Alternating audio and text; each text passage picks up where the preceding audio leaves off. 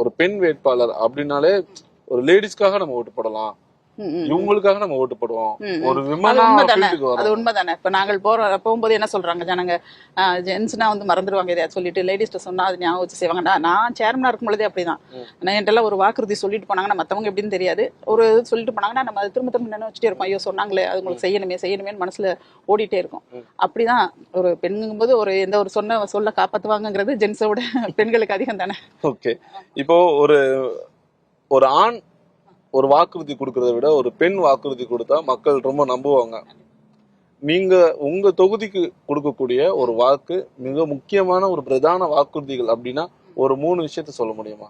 இப்போ திருவாடனை தொகுதி எடுத்துட்டிங்கன்னா, மற்ற தொகுதிகள் நான் முதுகுளத்தூரில் 2 முறை நிற்கும் பொழுது அங்கே நான் பார்த்த ஒரு பார்வைக்கும் அங்கே இருந்த ஒரு இதுக்கும் இங்கேயும் நிறைய வித்தியாசங்கள் இருக்குது.